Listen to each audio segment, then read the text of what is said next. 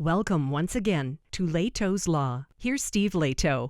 About once a week, along comes a story that everyone sends me. Everyone. So thank you very much. But from CBS News Money Watch, that's the version I'm going to go with, but it's all over the news. Christopher J. Brooks writes that Volkswagen refused to track down mom's stolen car with infant inside until the bill was paid. And we've been talking about these different things you got to pay for on your cars even after you buy the car. So in this case, someone allegedly stole this woman's car, and she is an Illinois mother, and she is pregnant. It's a Volkswagen SUV, but inside the vehicle was her infant son. So the people who stole the car ran her over, and then local deputies said they immediately contacted the automaker so they could try to use the crash response system to help locate the car via GPS.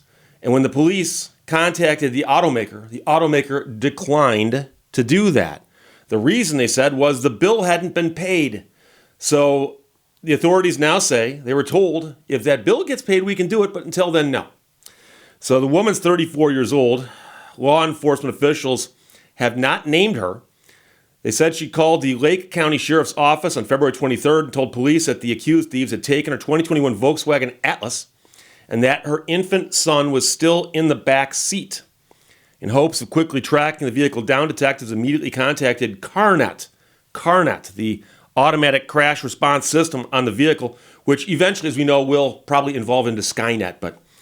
And the Lake County, Illinois Sheriff's Office said in a report posted on Facebook that unfortunately there was a delay, as Volkswagen CarNet would not track the vehicle with the abducted child until they received payment to reactivate the tracking device in the stolen Volkswagen. Detectives told the Chicago Sun-Times that Volkswagen CarNet wanted $150 to restart the service because the mother hadn't made a recent payment. Volkswagen told CBS Money Watch in a statement that it takes customer safety seriously and is addressing the situation.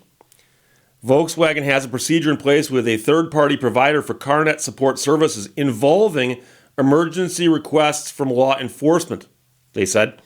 They have executed this process successfully in previous incidents. Unfortunately, in this instance, there was a breach in the process. After paying the balance on the mother's CarNet service, police said they located the vehicle about 11 miles south of her home. The alleged car thieves escaped, but officers recovered the infant unharmed. And that was after the driver released him in a parking lot, it says. The mother, who is 6 months pregnant, has a broken pelvis and a broken elbow. She is in a local hospital in serious but stable condition, obviously resting easier now that her infant is okay.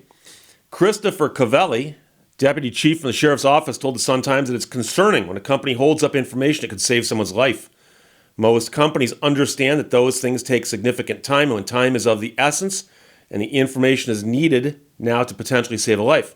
Lake County Police said they're still looking for the accused car thieves. Other automakers have GPS tracking systems for vehicles. GM's got their OnStar.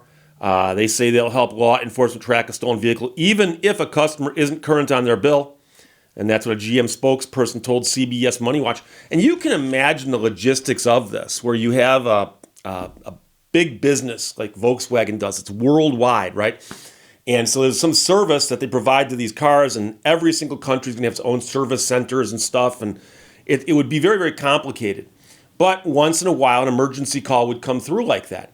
And you'd think that they would defer on the side of, well, someone's not going to call us with a fake emergency just to locate their car one time, because so it seems like they ought to err on the side of someone's making us a request of us. Let's honor the request. You'd think so. But here we are. So they say they've got the methods in place, the protocol in place, and that they're going to see to it that that doesn't happen again. But this is the kind of thing that makes you wonder about all this stuff on your car. Now, I understand that the GPS location or OnStar, things like that, do seem like there's something you should be paying for. I'm not going to say that should be free. I'm not. But obviously, there's a device on the car that would help police locate it, especially when there's a child inside of it, as opposed to, hey, my car's been stolen. Can you help me track it? I can see them saying, well, gee, you didn't pay the service on that. But even then, you go, well, it's involved in a crime. Don't you want the customer their car back? Because the car gets stolen, they don't get it back. They probably aren't going to be buying that service anymore in the future either. But That's a different decision. I'm just trying to see both sides of this. But this does get back to, how these things work in an emergency. And somebody saying that it takes time, it really doesn't. Because as you probably have experienced, there are occasions where you can pay a bill and something will get turned on immediately because all it takes is somebody who has access to the system to click a button or refresh something or do something like that. It's not that complicated.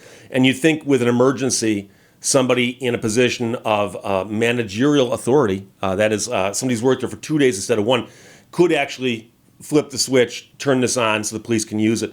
And by the way, they could, if they really were worried about people abusing this, say, okay, we're going to turn that on, and can you please call us in an hour to let us know that you found it, because we're going to turn it off again or something.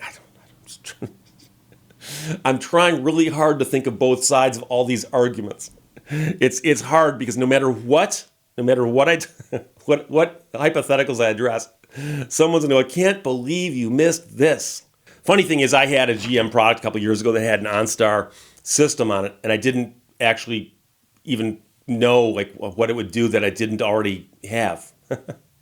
I'm like Dorothy in The Wizard of Oz. And I had the vehicle for a while. I'm driving on the road one day, and all of a sudden a voice comes on and starts talking to me. An actual voice, not a computerized voice. And it's a woman's voice. She said something to the effect of, can you speak or are you busy? Or something like that. And I'm like, yeah, what is this? And she goes, oh, this is and it was a woman from OnStar. And she said, since you have a brand new vehicle, you get so much OnStar for free. And I go, okay. And I gave her some information, and I think to myself, so what does this do? And again, I've known people who had OnStar in their cars and they've used it for all kinds of wonderful purposes. I actually knew somebody who up until about a year ago would get turn-by-turn driving instructions from OnStar, even though your phone will do that now also. But that's okay. If you want to use a service and you've got it, knock yourself out.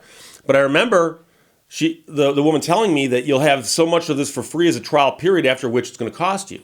And I had it the entire time. I don't think I used it a single time. Not once. Not once. Now, my car didn't get stolen with or without my infant in the back seat. But I suppose if the car had been stolen, that'd be a different thing altogether. But it didn't get stolen. So this is one of those things. Like I said, everyone sent me the story. I appreciate that very much. So here you go. And by the way, I often get told that I repeat myself. People say, Steve, you repeat yourself. And I say, yeah, because usually at the beginning of the story, I tell you what the story is going to be about. And then to let you know I'm done, I usually conclude the story by telling you what it was about. And those are like bookends. So I apologize for repeating myself now, but I'm going to. Because CBS News Money Watch reports a story sent to me by everyone.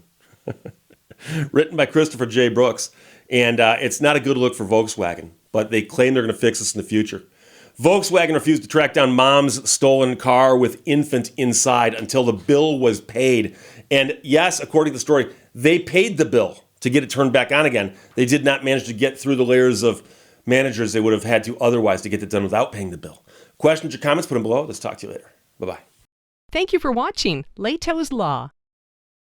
Life isn't about finding yourself. Life is about creating yourself.